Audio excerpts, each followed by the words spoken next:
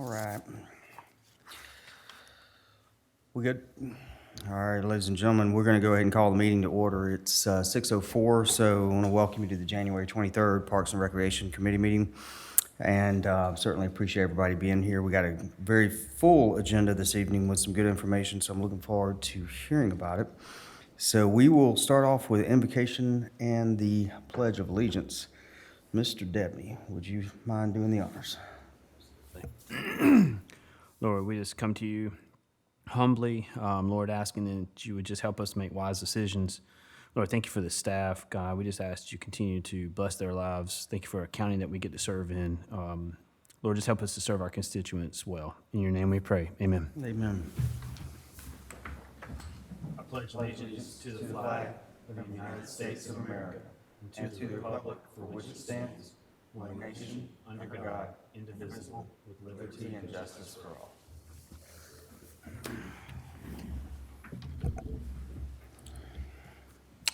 All right, so our next item on the agenda is approval of minutes from the September 26th and the September 26th, 2023, and the December 6th, 2023 meetings. And so we've got multiple sets of minutes that were emailed out beforehand. So we would need a motion to approve, amend, or deny. So move. I got a motion. Going once, going twice. Thank you. All right. We got a motion and a second. Any discussion on those minutes? All in favor? Aye. All right, we are 3 with 1 abstention. Okay, and we've got several absent, 4 absent. All right. Our next item on the agenda, we have our guest TJ Roston from North Charleston, which they just built a brand new park, so we're going to hear some good things. Austin, you want to take over from that? Yes, sir. Thank you, Jay. Yes, TJ Roston. He's the director of Parks and Rec with North Charleston, and was involved heavily involved with the Park Circle project that was just opened. I believe you said 9 weeks ago. And TJ came from the city of Goose Creek, which they had also just completed a very neat playground. And I wanted him to share some of the great aspects of these projects and some experiences and share with us so that we may be able to learn from them. So, TJ, whenever you're ready. Thank you, Austin, and council, thank you guys for having me. I want to kind of just talk a little bit today, not only just about our North Charleston project, but about some of the reasons on why we did it and why we think what we did should be kind of more in line of what folks should do in the future. So Austin said I could talk for 2.5 hours, so I'll try not to take the whole time for you, but and please feel free to jump in anytime and ask me some questions if for some reason I miss you on something. But I'm sure you guys all have it in front of your screen here, but just a few kind of information about the city, just what we do, how many folks we serve, how big we are, so on and so forth. So one thing that I kind of want to start with, and I don't mean to get back into elementary school, but what I think is very important before we start getting into the components and pieces and why we did what we did is to talk about the difference between inclusivity and adaptability. And I think some folks, when they look at playgrounds that are adaptive, it means that certain folks with certain needs are able to utilize that, which is a correct statement. But what we tried to do in North Charleston is be totally inclusive. So that means not just from a playground standpoint, but from a facility standpoint, a programmatic standpoint, to be able to not just cater to those that have a special need, but to integrate those into the population of everybody that's using our facility. So obviously being inclusive is including everyone to cover all facilities, all services, and all needs possible. Adaptable is just catering to those that might have a special need. So we're trying to kind of really amp it up a little bit. I've got a quote here. You feel free to speed read if you want, but it kind of puts into perspective on what the difference is if you are somebody that is in that special need community. This quote is from a mother who has a child with special needs. And the difference between being inclusive and being adaptable means so much to those that are in the inclusive community. So again, it kind of has to deal with retail here, but you can kind of let your mind wander a little bit and kind of relate how it would be to recreation. So I like when I read quotes from folks who are like to talk about their family and their family members who are in the special need community. So one thing that I like to point out, that a lot of people see this as just kind of a tagline and a banner, but to us that are trying to be as inclusive as possible, this is one of the most non-inclusive quotes that you can see. Because if you read this quote, and it looks great because every child deserves a chance to play baseball, but if we're only talking about children, we're excluding adults, we're excluding seniors. If we're only talking about baseball, we're excluding football, basketball, archery, whatever other program you may want to be involved with. I'll let you guys wonder whose quote this came from, and you can figure out what organization this quote came from. But it's a very popular organization that's in the special needs community. So on to Park Circle. So this is actually a live photo of our new facility. As you can see, we have a half-a-mile circle. I'm sure everybody's familiar with the area. We renovated it, opened it up in November 11th for about $20 million. We have a 55,000 square foot playground, which you can kind of see there. All you can really see in that overhead view is the shade, which I'll get to in just a minute. We have about a 17,000 square foot building there. It's kind of a community center. Then we have an artificial turf inclusive ball field. And then right here at the bottom, we have our pavilion, or farmer's market pavilion. So we're really excited. What we try to do, as I mentioned before, is be very inclusive with the entire space. One thing that we did with the building, it's not just a building for recreation. It's a building that's primarily going to be used for cultural arts. So now we've included an athletic component in the facility, a playground component in the facility, an arts component in the facility, and then an open air pavilion, which, as we all know, can be used for anything and everything from a farmer's market to a birthday party to an outdoor concert to what have you. So again, tried to be very intentional with all of the space that we were given. These are just kind of some of the renderings that we used. We used a company called Landscape Structures. They're out of Minnesota. The sister company, which was actually our sales rep, is called Carolina Parks and Play. They're based out of the Cary, North Carolina area, but they primarily focus North Carolina and South Carolina are their territories, so they're one of the subsidiaries of Landscape Structures. We were able to visit their manufacturing plant in Delano, Minnesota, which is right outside of Minneapolis. We picked the unfortunate time of visiting in December. Please don't ever go to Minnesota in December unless you like to wear plenty of clothing and trudge through the snow. But as you can tell, what we try to do in our space, I mentioned before, we have 55,000 square feet. We tried to give this space the most playability possible. When you go to these companies and try to purchase playgrounds, you can customize playgrounds. You can build it like a huge fire truck. You can make it look like a huge treehouse, or you can use what we call stock components that they sell every day to try to get the most playability available. The playground itself, with the surfacing and the whole 9 yards, was about $6 million. So we were able to fit as much playground equipment as humanly and safely as possible into the 55,000 square feet. That was our goal because we had such a large space. We didn't want to build a space that cost $5 million and only able to get 200 kids on it.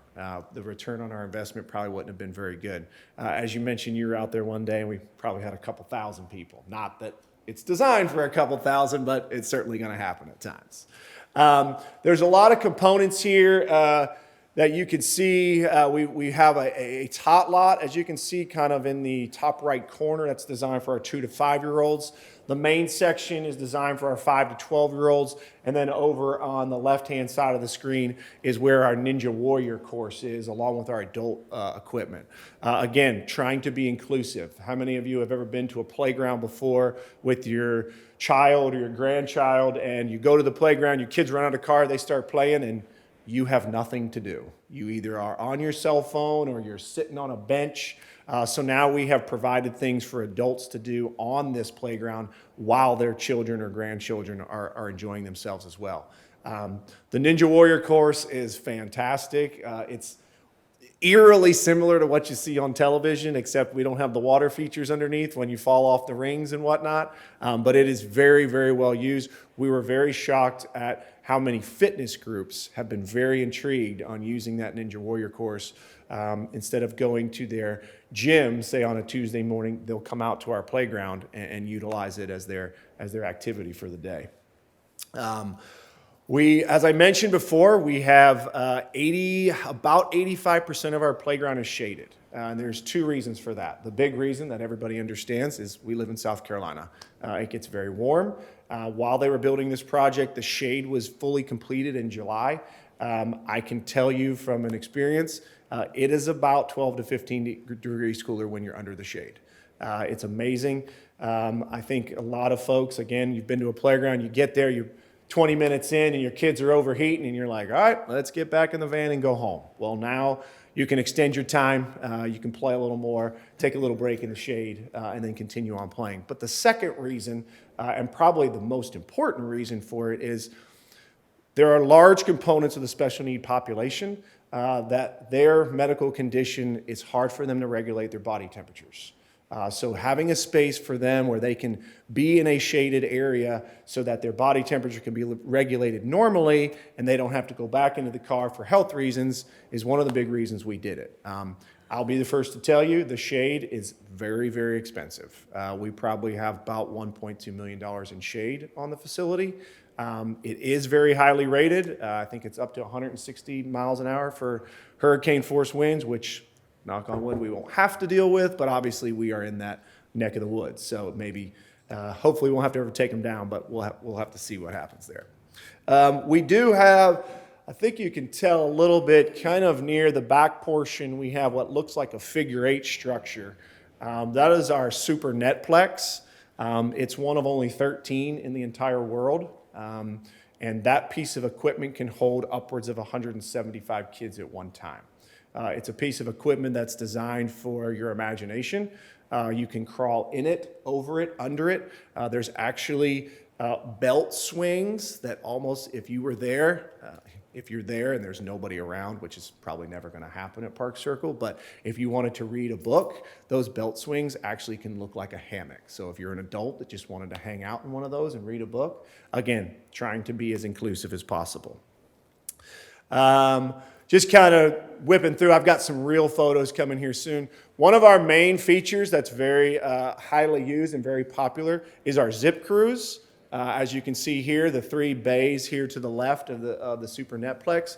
That's probably one of our most popular items. It's basically a zip line, if you will. We have 2 that are inclusive and adaptable that have a harness. So basically it is basically a roller coaster seat that hangs from the zip line, so that way those that don't have upper body trunk control can also utilize the equipment. In the back right corner of this slide, you'll see our slide. It's about 30 feet in the air. I think I've seen 150 kids in line trying to use it before. It's probably one of the fastest slides I've ever been on as an adult, and it's certainly something that it kind of makes the park a little more challenging. One of the things we tried to do with this park is to make sure that everyone from, say, 2 years old to 100 years old had something to do, but we also wanted those to be able to challenge themselves. I know some people think, oh, well, they're going to fall off this piece of equipment and hurt themselves. Well, you know what? That could happen if the equipment was a foot off the ground or if it's 100 feet off the ground. Obviously, all of our safety precautions have been I's dotted and T's crossed, but we wanted those that utilize it for their own enjoyment to be able to challenge themselves to whatever level they might need to. Again, just some of the photos, kind of give you a little bit of, in terms of how long it took. It was about a 10-month project. We did have a few delays. Some of the equipment, you would be shocked at the size of the footers that they had to put in. I thought they were digging to China, to be honest with you, how deep some of those are. So those took a little longer than expected. But it was a very seamless project. We had at any one time 30 to 40 people working at a time. They brought folks in from Minnesota weekly just to do inspections on their own. On top of the inspections, obviously, our building and zoning department did. So their customer service that they provided us was top notch. So it certainly helped as we wrote the check there at the end of the project. Here's a good photo of our shade. As you can tell, we can't shade the structures that are, over 20, 25 feet tall. So you'll notice a few of them aren't shaded. But this was a big deal for us. The only downside to putting the shade on this park is now all of our residents want shade on all of our existing parks as well, but I currently don't have the funding to do that, but hopefully in the future, we're gonna move towards that. So here are some actual photos of some of the kids and adults and teens that have used our facility. Again, we've been open about 9 weeks. We just recently worked with a company called Placer.ie that takes care of all data. And I was telling some of the folks that got here early, in the first 8 weeks, we had 81,000 people at this facility. So we, at the same 8-week period in 2019, which was obviously before COVID, we had 17,000 people come to Park Circle. So the impact that this project has had, not only on that community, but on our city, has been tremendous. One of the biggest statistics, other than the 81,000 people, 12% of those 81,000 came from over 200 miles away. So if you're trying to bring people into the county, into the city, wherever you may be working, those statistics are pretty good. I was shocked by the amount of folks that came from that far away, but we're obviously very happy. When we tell people it's a destination playground, we don't obviously have to explain why much anymore. So we're happy that those statistics are going the way they do. Quick question on that. I mean, is that tied to the fact that Charleston's already a tourist destination and you're just getting some exposure to that? It Or people is. specifically coming here for that playground? So what happens in the special need community, for those that have family members that are in a special need community, they devise their trips around places they can go that cater to their family members with special needs. So one thing that, obviously we just opened, so trying to kind of get our feet wet a little bit, if you will, we're going to start trying to work with Goose Creek as well as Monk's Corner to become kind of a destination for the entire low country. So say somebody comes in from California with their special needs son, they're able to go to Park Circle, they're able to go to the park in Goose Creek, and maybe even check out the Miracle League Field in Monk's Corner. So if we want, and I say we selfishly, myself and the city, we want this project to kind of inspire others to do something similar. We understand that we probably made the Taj Mahal, but we want others to be able to see the importance of the inclusiveness. It's not about how big it is. It's not about how much it costs. It's about having a space that you can provide for those that have that special need and for those that want to interact with those that have that special need.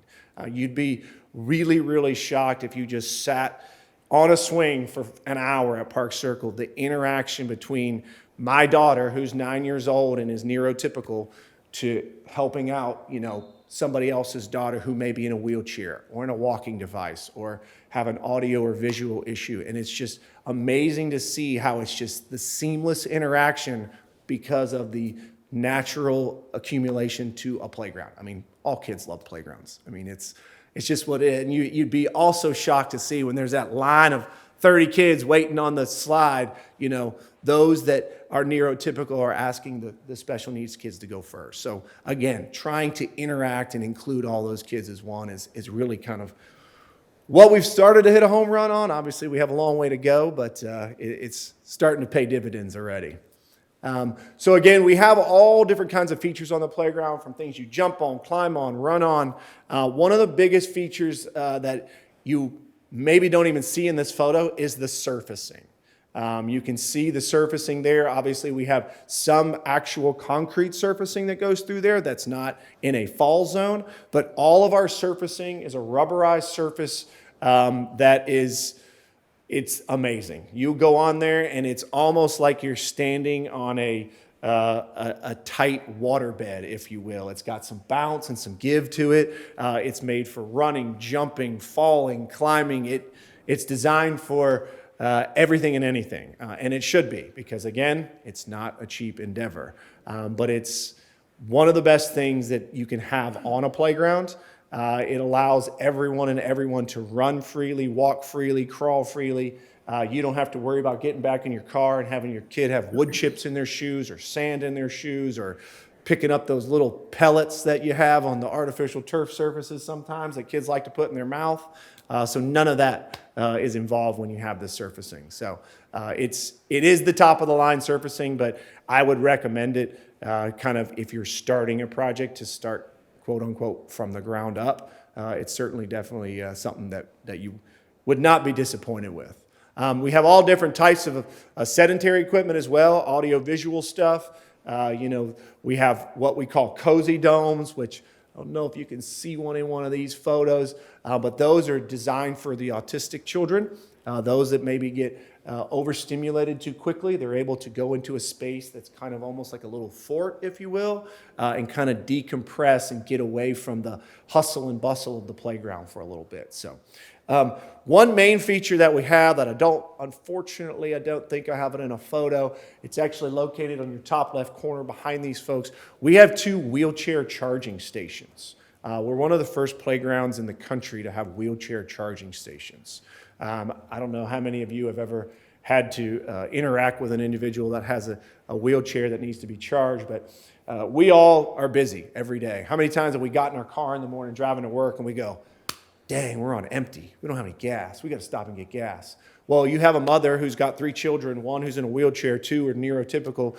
You're getting everything together. You're getting in the van. You're going straight to the playground. You get to the playground, everybody gets out, and your child in the wheelchair has 10% left in their wheelchair. Well, you now have a problem. You're only going to be able to stay as long as that child's wheelchair is able to move.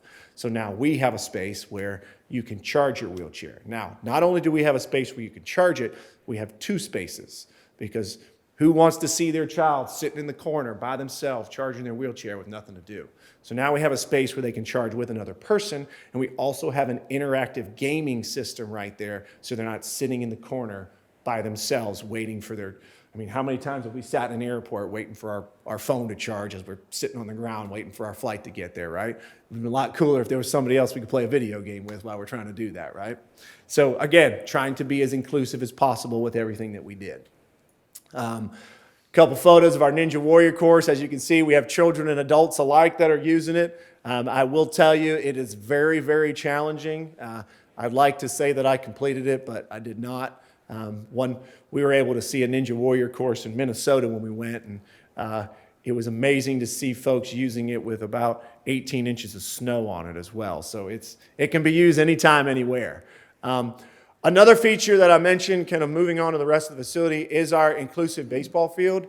Again, we call it our inclusive baseball field, but as you can tell, we have kickball that we play on there. We do golf lessons on there. We can do anything, football, soccer, you name it. It's lined for baseball and softball, but obviously it can be used for anything.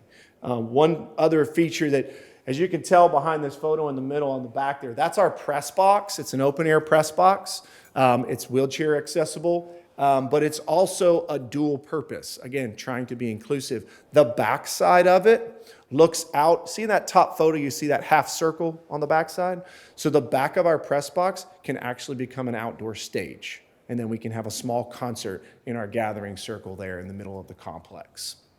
So again, just trying to be inclusive. One thing that we were very conscious about with, you can't see in these photos, is the dugouts in our baseball field. They're double the size of any normal dugout you've seen. All the gates are double the size. 2 wheelchairs could easily pass by each other, make turns in and out of the dugout. And we also have, for a lack of a better word, we have quote unquote handicap parking in our dugouts. So how many times have you been in a dugout and you have one long bench from me to Austin, the kid in the wheelchair has to sit over there at the end. So now we have 4 benches that are 3 feet apart. So we have 3 feet and then a space for a wheelchair. 3 feet, and a space for a wheelchair. And we actually put decals on the ground, as you would see in your handicap parking out front of this building, so that they know where to go, so that then they can interact with those that are neurotypical children as well. So again, trying to just be overly inclusive with everything that we did. Again, our pavilion, I don't know how many of you guys used to go to the farmer's market in North Charleston, but for a city our size, it was a little bit of a disgrace. We had pop-up tents that we used for 20 years, so it's really nice to have our own structure now. We're able to get 16 vendors under here, electrical outlets, ceiling fans, lights, you name it. Also, you can see kind of the 2 little buildings off the side there. Those are our restroom facilities. We don't have any single gender restrooms. They're all family style restrooms, okay? We didn't want those to be waiting because of certain gender. Again, trying to be inclusive as we are moving into 2024. One of the features that we have in each restroom is an industrial mobilized changing station. Okay, it's got a remote control. It goes up and down. It's not like the koala one you see in the airport when you're using the restroom and you got to take your little infant in there to change their clothes. This can hold up to a 750-pound adult, all the way down to an infant. So for those of us that may not be able to bend down or move too much, you can move the table to whatever height you need it. If you need to get the child on it at the bottom, move it up so you can do your work, and then lower it back down to get the child off. So it's just another feature to try to make sure that we're being inclusive. Sometimes those changing tables at the airport, you're gonna lift your kid up and throw them up on there, and so now we're trying to just make it a little bit easier. Again, our building, it's mainly going to be a cultural arts building as well as a gathering space. I don't know how many of you went to Park Circle at our old facility. We had a nice gathering space in there that was for wedding receptions, family reunions, you name it. That space now is amazing. We've all of the 3 of the walls are all glass that open up to the outdoors like accordion style doors to give you more of an indoor-outdoor feel to it. We've had couple different events in there. The first one and most important one was our mayor's retirement party just a few months back. So the space is amazing. We've got a kitchen in there that both can serve a window to the inside as well as serve a window to the outside. So that way, if we needed to have some kitchen space to kind of utilize for our baseball field or our playground, we also have that. So we're looking forward to seeing those that use this space. We have an art studio in there. We have what we call a wet room, and that is for our cultural arts when you're doing painting, pottery, things of that nature that can get a little messy. The room is designed for that.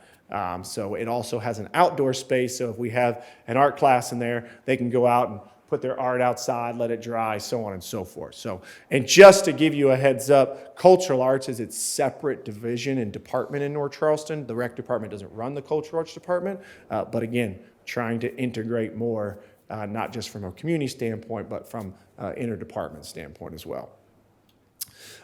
Questions? I know I went through a lot, and I'm glad to go over more and give you more if you need to. You have done a fantastic job with this. My wife works for Beyond Basic, so your deputy director is over there right now. That's where I came from. Kathy Cackley? Yep. And can I interrupt you real quick? Yes. Because I'm glad you brought that up. Kathy would have strangled me if I didn't tell you this, and you probably already know this.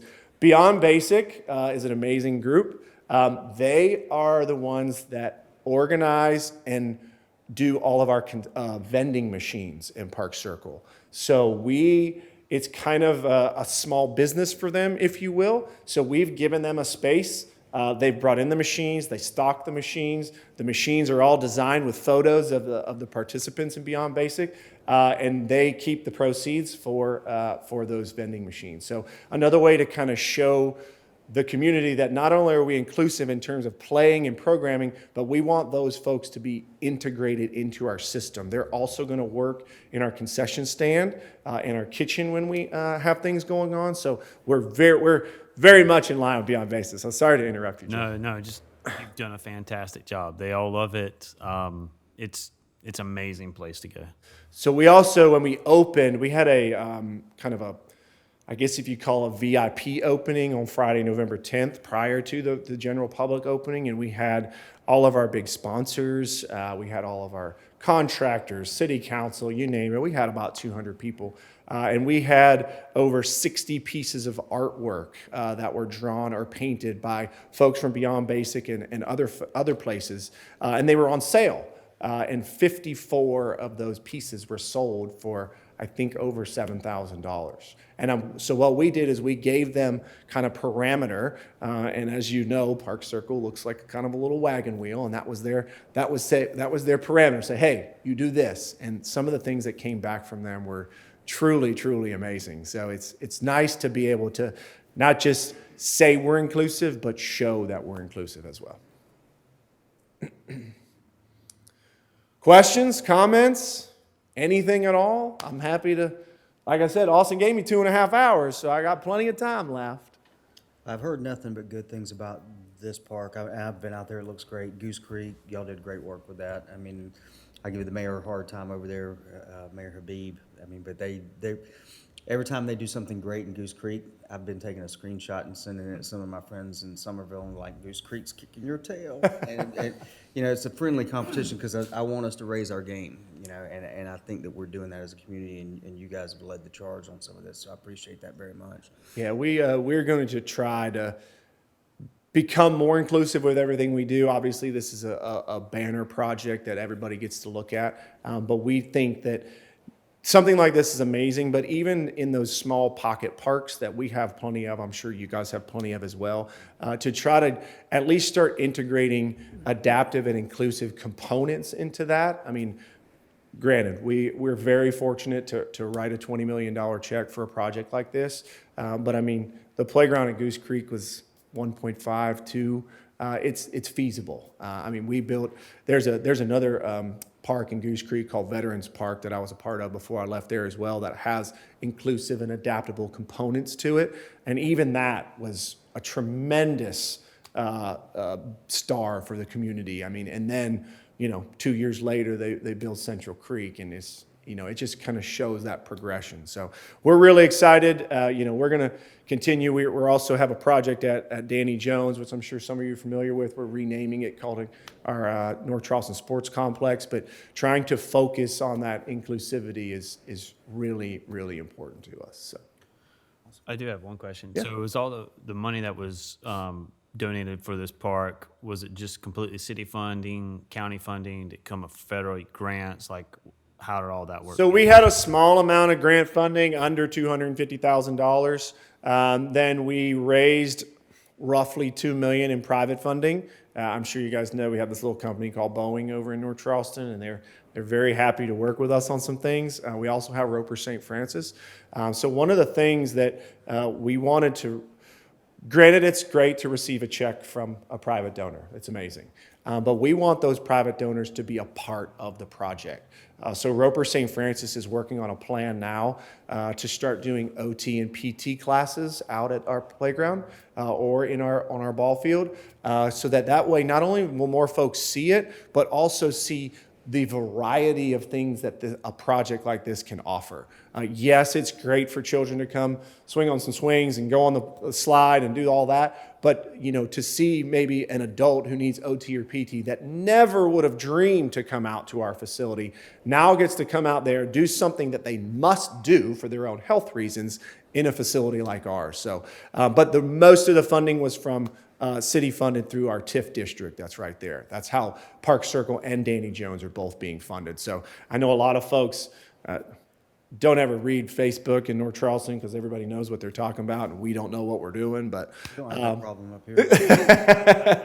but that's how both of those projects were funded. So obviously we couldn't take that money and go somewhere else in the city to use it. So that's why all the money's being spent right there. It has nothing to do with the fact that Mayor Summey lives right there in the middle. It's because of the TIF district. Didn't hurt. It did not hurt. No, sir. It did not. It did not. It was either going to be a re-election campaign or a swan song for retirement. We know how that went. Yes, So, sir. Not a bad way to go. Absolutely. So, any other questions I can answer? Austin, did I talk about did I miss anything that you Yeah, wanted me to TJ, talk I just want to thank you for taking time out of your busy schedule to come and kind of highlight this amazing project to us. So thank you so much. Cool, no problem. TJ, great work. All right, thank y'all very much. Y'all enjoy the rest of your evening. I'm gonna leave Austin some of my cards in case anybody needs it. Yeah. All right. It's actually on Austin's zip drive, so y'all can keep it. If you have any questions later, you just feel free to let me know. Thank y'all very much. You're welcome to stay that 2.5 hours that you talked about. I mean, you're welcome to stay that 2.5 hours you talked about. I'll fill up the rest of his I'm gonna go time. grab some dinner. Okay. I'll fill up the rest of his time. Don't worry, guys. Make sure you patronize Dorchester County. I'm gonna do that right now. Thank y'all very much. All right. Be good, TJ. All right, our next item on the agenda, public comment time. I don't believe I see anyone from the general public here, so we will move on to our next item, which is our park reports. Looks like we got quite a few things to get updated on. And Austin, I will turn that over to you. All right. Just quick, some projects to note that we're proud of. We partnered with Eagle Scout Troop 725 at the park and helped construct a couple of boardwalks in pieces of the trail that were getting a little overloved. And so instead of getting rid of the roots, which obviously would cause damage to the trees and possibly cause further erosion, we were able to partner with them, which they did a fantastic job. They had people that had experience in carpentry helping them with their project, so we couldn't be happier with the result of that project. Ashley River Park, just some numbers for you guys. You know, December, January, February tends to be our off season, even though it gets shorter and shorter every year. And then we hit the ground running with March, that first 70 sunny day on a Saturday. It happens very quickly, so we're spending our time right now developing programs for the next quarter and beyond, as well as focusing on projects.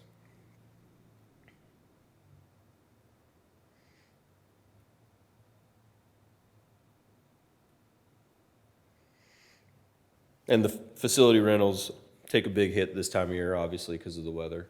But we had like 20 inquiries in the last week about this springtime coming up.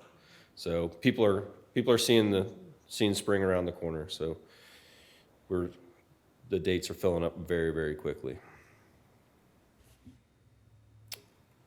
Still working with the YMCA up at Davis Bailey. Something we're really proud of. You know, the flag football, I saw them out there when I was driving home from the council meeting, practicing. It's going well. We hear all over and over again that the word's getting out, and I think we'll just get bigger and better. And I'd like to thank Somerville YMCA for helping us with the programming with that. Joe, your staff is amazing. They're doing a great job. Yeah, isn't that always the case? Coaches and refs. But they have a lot of great ideas. They think outside the box, and we're not here to say no. Let's try everything. So, just some quick numbers for Davis Bailey in the off season. Rosebrook Park. We one thing to note among just trail work to keep the increased use, keep the trail from getting overloved. We did have a group of volunteers, about 30 or so, from Faith Hispania, and they really killed it. I had to run to Lowe's to go get more paint and more UV stain for the fence, because volunteers can be hit or miss, and they just blew through everything that we had planned for them. So luckily we had some other things planned for them. But those guys went in, and obviously there's a leader of the group, and he broke everybody off. And they had those bathrooms painted so quick, and it looked great. They were amazing. So Is it the guy in the yellow shirt in the middle? yeah, He looks like a leader. yeah. It was great. I told him, I was like, hey, we're trying to do this, and this, and that. And then he just was like, get the kids on the fence, and then got some of the older guys that weren't going to get paint everywhere into the restrooms, and it got done in an hour and a half, 2 hours. It was amazing. Looks like they had a good time. Yeah, they were. I worked with a lot of volunteer groups. They were probably one of the best, for sure. Texas Community Park, we're still keeping on out there. Pine Trace, site work is still in progress for the project. We're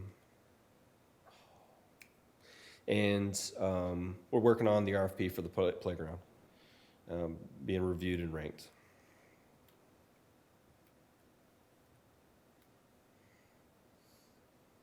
But it's really starting to, you can see the shape of what it's going to look like. Thought about pictures, Jay, but it's not quite there yet. You're just looking at dirt and, but I think in the next couple of weeks, we can really start to, Cool.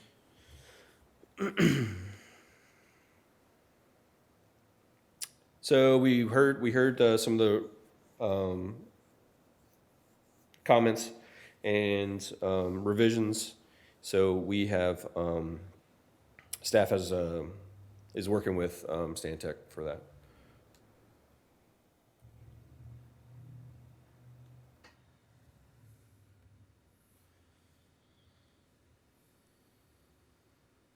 Due to the complexity of the pedestrian connector, we wanted to meet with all the utilities involved to ensure that, once we get too far down this project, that we don't run into something that can be catastrophic to the budget. So that meeting was conducted, and we still haven't seen the 100% design drawings as far as I'm aware of. So hopefully we'll be seeing those soon.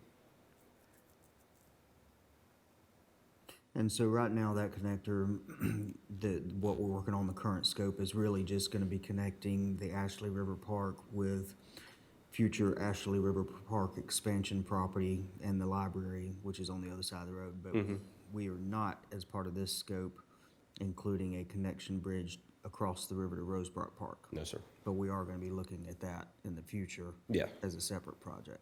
Okay. Yes. Can you imagine? It's just connecting Ashley River Park to being able to cross across Rosebrook to all these great properties that we have just purchased over across the street behind the library. It can really just be a one-of-a-kind trail system that will really just is not really seen in the low country or tri-county area right now. So that's super exciting. What's keeping us, Austin and Brian, from going ahead and starting the initial scope of a pedestrian bridge across that river? Is there anything that keeps us from starting that as moving that ball? I know we didn't include as part of this scope, but I'd like for us to consider, I don't want that to happen 10 years from now. I'd like for us to look at that sooner rather than later.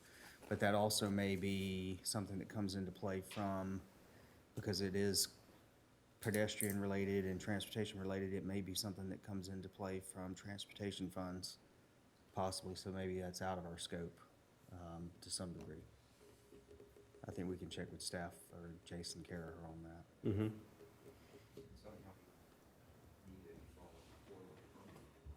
Say that again, bro. We would need to involve the court permit. Yes. Yeah, but I'd like for us to start that conversation, whether it's Carraher's division or what.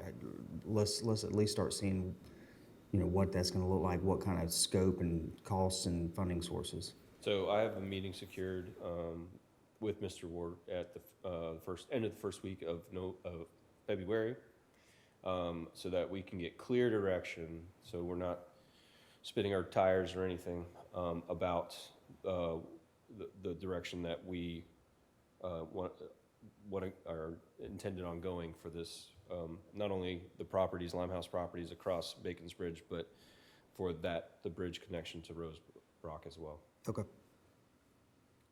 Do we know if there's still monies with the US DOT?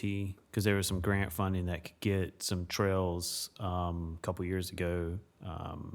The Biden administration put a ton of money out for trails that we could possibly use for cities and counties. Is there any of that we could possibly run after? Because that would be directly from federal DOT funds. Somebody knows the answer to that question, but it ain't me. I mean, but, And it's not me. yeah, I will look Let's on just- their website. try to get the conversation. And I'm guessing we got to bring Kara her in on this because Yeah. some of this is going to be tied to what we're doing with transportation. So, okay. Yeah, and that was my intention for this meeting with Mr. Ward, because the Park and Rec Department, with a lot of this stuff, especially getting the boardwalks down to the river, the bridge across the river, we can't do it. We can't do it ourselves, so we need collaboration across multiple departments, and I just need to make sure that we're going in the right direction and we're doing everything the right direction. Okay. Yeah. Well, and I, as part of that conversation also, I don't know if I've talked to you about this, but I would like for us to start real discussions about, okay, what are we gonna do with all this additional property we've closed on? As far as getting trails cut, putting in a ropes course, I'd like for us to start that conversation as active and moving in that direction. Those are things that aren't huge capital outlays, but we can really get that property up and useful and expand the scope of the Ashley River Park in entirety sooner rather than later. So when that connection is made, I'd like for us to be able to have trails that people could really connect to about the same time. So all that intends to be on my list for that meeting, because, you know, the ropes course has kind of jumped around a little bit. I just need to know what direction I'm going for, because what I don't want to do is waste time going in one direction and then be yanked another one. I learned a lot about the LWCF fund, or grant process, the Land Water Conservation Grant. We were going for it for another project that we found that it wasn't going to work for, but in the process, I learned a lot about it, a lot of which the property must stay for passive recreation in perpetuity. So that's kind of what scared us away from the project that we were contemplating it on, but it certainly won't scare us on the projects that we're contemplating on these tracts of land, because of the way that they were funded, the purchase was Correct. funded. Yeah, So those two, with the Greenbelt Conservation Fund and that grant, they kind of align with each other. Yep. And it doesn't tie our hands, because our hands, that we already know what we can do with those pieces of property. Okay. So that's a hair of a grant. I mean, you got ABBA or BABA. Yeah, BABA, you got all sorts of stuff that you get, the hoops you got to jump through, and that's not even the hardest one. But I think, you know, a project like this, I think that fits for this particular grant, and you can get a substantial sum of money from it, to the tune of $500,000 Okay. from it. We could do a lot with that, with that scope. Yeah. Okay.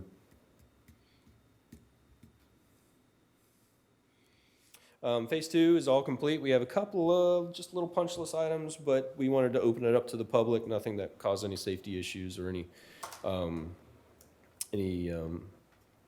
hindrance in the experience. And we've heard really just stellar reviews from people. I've gone out there after it's poured rain for a couple of days. The culverts are moving water away just great. It's fine. It's amazing. The water inside the park's a game changer. I've ordered some extra signs, enter and exit signs, so that we have permanent ones out there. They should be coming in any day now, really. And yeah, a lot of great reception for that park, or the dog park. And the Upgrades. part that's complete is just the dog part. We're still working on some of the other stuff with the Yeah. shelter and So what. the Do we have the pavilion. benches out yet? We have a ticket out for it. We have a what? A ticket. Some- Okay, so that's no. Yeah. Okay, all right. Unfortunately, so one of the difficult things with a park and rec department that doesn't have any maintenance folks underneath it is that some things we have to rely on some help from other departments. Me and Debney with a sack of concrete and some treated plywood could get this done in a weekend. I agree All right, and understand. and Debney's a slow worker. We can still get it done. So, I totally agree and all understand. right. That's right. Don't you forget it. I'm just a yes man. So yeah, the new shelter mid-February, hopefully.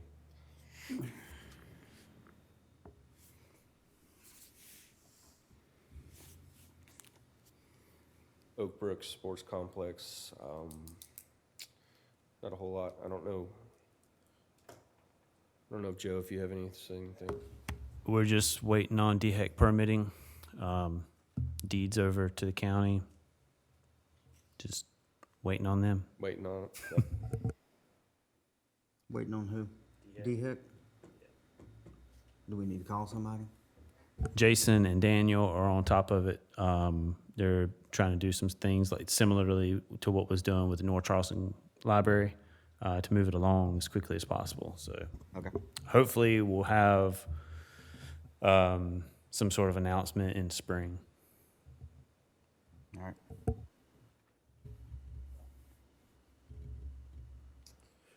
that include the soccer fields? It does not include the club. Not the club. No. No, we were originally the scope of this was gonna be in the club, but we are not doing anything with the club. And we moved everything over to improving what the Y is using instead. Stuff on the right is future, maybe. They were not interested in giving up control. There was a long story with that. We don't have any plans to do anything with the club anytime soon. Is the short answer. Real quick, let's go back to that. I got it's a tangential question, but is the Sawmill Branch Trail extension, which right now it terminates right here at this particular park site, where are we with getting that down to Dorchester Road? I know that's a little bit more of a Caraher question too, but it ties into what we're doing. Is that we're getting some headway with the permitting with the core there? We are. From my understanding, we're still waiting on certain permits from the last report from the capital projects that we received. Okay. Right, was just the core holding it? Yeah, I think we've got to get, I mean, just from putting in impermeable surface that affects that Sawmill Branch with everything going on, so that's gonna be our big holdup. And then we've still got to do, I guess we still have to do design on that, because there's one Little creek. canal we got to cross with a Yep. bridge. Little creek. But otherwise, we're just putting out a paved trail down to the road. Okay. What's the, for the existing sawmill, what's the, is there a plan to repave the existing sawmill once the Berlin G. Myers extension? I don't know where that crosses from Dorchester to It's town not, of Somerville. Town of Somerville maintains the existing Sawmill Trail, so that would be them and their public works to expand, because I think they talked about adding a couple of feet Yeah. as well as doing a resurfacing, but that would be with the town of Somerville. We don't do that. Okay, I wasn't sure where the, It's a good question. I mean, it's, where the lines draw. yeah, they're responsible, I think, for the maintenance of that, because it's basically, the trail is a maintenance shelf for the canal, and by default, they have to maintain all of that. Sure. Am I wrong on that? Did I answer that? Okay. No. All right. Make sure. But there are sections that fall off their scope and then hop onto ours, so we work very closely together, and so, it's, Or former bridges that used to go across that. I miss my bridge that was behind the house when it got That washed away. those in communities 2015. decided not to put back up. I wanted that bridge to go back up. I would have just kept walking across the one that was bent and leaning sideways. I It think. worked fine. I don't know. All right. Swan Drive's waiting on supplies and mobilization. But any day now, really, we should start to see them start breaking ground out there. What's the length of time on that project once it starts? It's not very long. It's not complex. I wanted to say they said 6 to 9 weeks even. Oh, really? Yeah, so Okay. push it back 2 to 3 months. Yeah. Just knowing construction. That'd be good to have that. That's a great paddle through there between there and the Bridgman access, so, Yeah, it extends the Asher River Blue Trail by a good bit. yeah, it does. Okay. It's kind of comes back to, what you were, currently, the blue, phase 3, going from, that's Miles Jamison up at the top of it, around Pine Trace, what is going to be Pine Trace, and then terminates at the bridge over by Beverly where, the bridge's entrance is. And then the red at the very bottom is the Eagle section that was just completed by our Public Works Department. And I don't have much for us on any updates for the green section, but that's obviously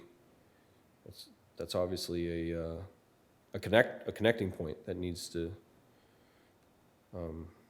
I know that there's a maintenance shelf all along that canal that will get you to Ladson Road, but for right now, that's pretty much all it is a mowed maintenance shelf. We need to, are we also in this, a lot of this overlaps to transportation. Okay, I mean, so some of it's out of our scope, but the funding would come from transportation. I mean, we need to talk about getting the green section done and being serious about moving that forward. But within that same scope, the conversation needs to be had about a pedestrian bridge across Ladson Road, because nobody's crossing 5 lanes of suicide traffic and playing Frogger on our watch. We need to start that as a conversation and a real one, because I think that would really make that trail much more usable and certainly a lot more pedestrian friendly. Absolutely. Yeah. Is there any plan to where that Beverly Drive piece where the green touches the blue? Because there's like a small little right of way there, and maybe that piece off of Ladson Road that has the open field next to the fire station, of making that a place where kind of like what we have up on Richardson, Like a parking trailhead. Yeah. Yeah.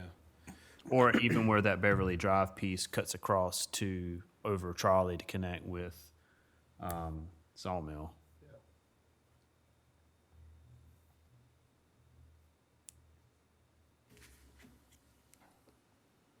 Yeah, we'd look into it. I know that Beverly, where the green touches the blue,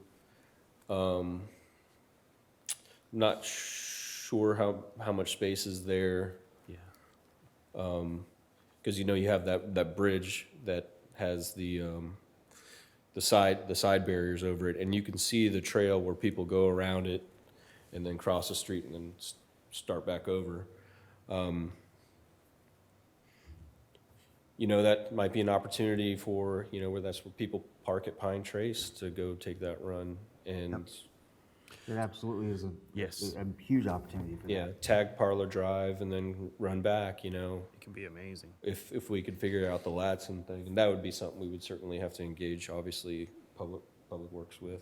Well, I think Public Works, I think DOT would be interested in that. I think Yeah. there's multiple ways to do that, but, it would not make sense to keep a 1.5 mile phase 1 trail that just terminates at that road and expect people to somehow say that it is a connected trail without that bridge. There's no intersection there. That's right, yeah, you're just looking left, looking right, looking left and sprinting. And so it's, we certainly want to integrate that make that connectivity. From experience, I know that Midland Park intersection is just as dangerous. Yeah. Another question too would be, for those neighborhoods that are touching, is there any plan that we have to have connectivity to those neighborhoods so they can connect sort of like Brandon Mill or Iron Gate does to the current trail, the Sawmill? There are some opportunities. The blue section around Pine Trace, I mean, there's a canal in between the closest neighborhoods, and Selfishly, that's my neighborhood. so the You ain't getting no bridge. If they didn't build all yeah, that, you you're not want getting your no own bridge. Right? Sorry, pal. But just run down to the end. You and I go out there and build it. There is one opportunity, and if you guys can follow, I don't know if you can see my cursor, but if you can follow my cursor, you can kind of see where the trail across this is our current sewer that has been maintained and is going to be still used as a trail. And then it kind of makes a quick little turn this way, And this little section, this lot here, is technically part of the park that is owned by the county. So there's an opportunity for it to pour into Beverly here, causing a connection point for all of these neighborhoods right here. So that can serve as a connection point, and then from which you can follow the roads and hop back on to the trail however you would like, or you can continue all around Pine Trace, hop over that bridge, that gas station is on the other side of when you get on Trolley Road, and then continue, and then play Frogger, as you said, to finish to this. And then this will get you eventually to Dorchester Road, which if you want to run that or bike it, good luck. But so the sections are coming together. I mean, there's a master plan to connect that all the way around Yeah. that we've just conceptualized years ago. We need to kind of dust that off and start getting serious about it, because once that Sawmill Branch extension gets down to Dorchester and these things happen, the real possibilities to start making connections are there. Yeah. What's on the other side of where the blue butts up to Miles Jamison? Isn't that extend out another, like the canal run continues? Yes. Conceivably, you could run this thing all the way into Berkeley County. Yeah, yeah.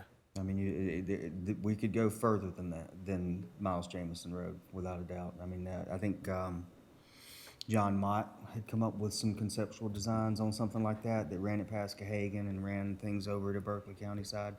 So it's certainly, we could go further the other way I too. think crossing Miles Jamison, hitting that canal on the opposite side takes you up to Lincolnville Road. That's right. Yeah. So, yeah, a lot of opportunity there, John. Field trip. Yep. Just quick recap of some of the things that we've had going on. You know, we're still feeling out what some of the more popular programs are. But man, the reception that we've received has been just amazing.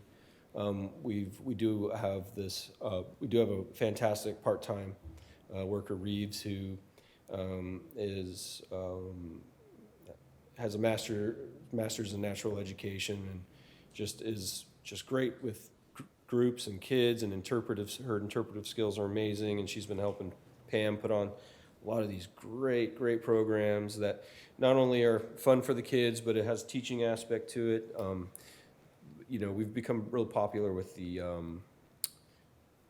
homeschool crowd, because a lot of folks can include it in their curriculum. So it's, you know, it kind of gives them gets them out of the house a little bit, something different for the kids. So we're just thrilled with the reception that we've gotten with a lot of these programs. And I couldn't believe this is the first official meeting since Halloween, believe it or not. So some of these may seem a little dated, but we had our Veterans Day ceremony, which was a big hit. Well done. If the weather would just have cooperated a little bit better. The 250 Daughters of American Revolution, we partnered with them to put this on. Like 400 kids came out to this, and they crumpled up leaves and pretended it was tea and threw it in the pond. And Pam likes to make the joke that in Boston they actually threw the tea in the harbor. Charleston, they were smart enough to hide the tea. So, you know, she's from Boston. So. Partnered with the Sheriff's Office to hold our Santa workshop again this year. This is our second one. Every year it gets more popular. We're hoping to really make it into an annual thing that people look forward to every year.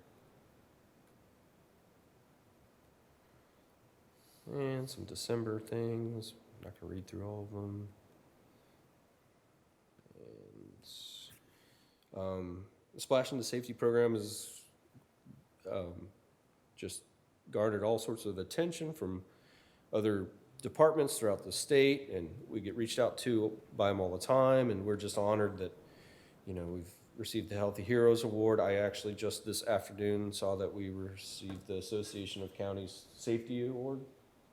That's what it's called, right? For the second year in a row for the Parks and Rec Department to receive that, so that's pretty amazing. And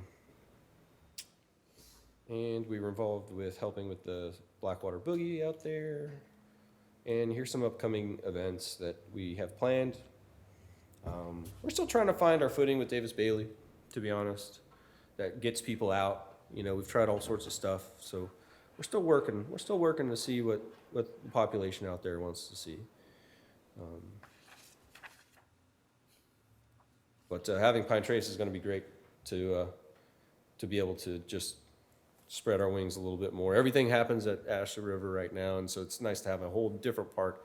Not only that, but that's a natural park, you know, a natural area. So we'll be able to offer so much cooler things. I mean, you go out there and you walk 5 feet into the woods and you see all sorts of amphibians and you better bring your bug spray. And, you know, I mean, it's just a whole different piece of property. So it's going to be a great tool for us to have to be able to program. People love needing bug spray, Austin. That's a good selling point. That actually makes me, are we spraying at all down on the Ashley River just to kind of keep things in the summer to? The mosquito, Reasonable. we're on the mosquito route. That's what I thought. We Yeah. do some abatement, so, because We're on the mosquito. I've been there and I hadn't been eaten alive, so. No. Okay.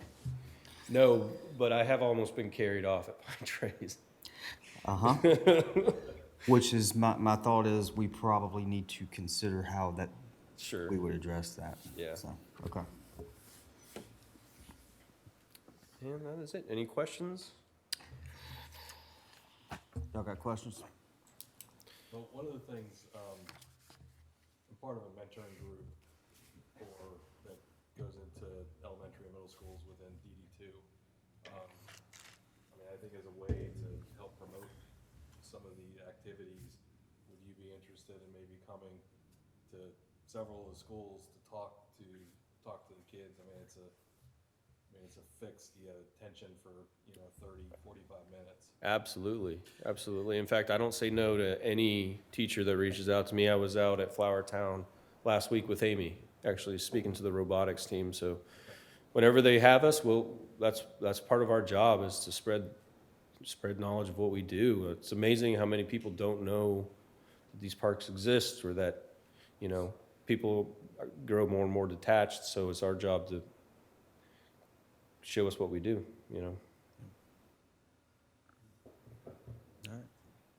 I'll be in touch, or somebody from the organization will be in touch. Good work, man. That's good. Anybody got anything else? All right, well, we are at the end of our agenda, so I need a motion to do whatever it is we're gonna do. With what? Yep. Have I got one? What?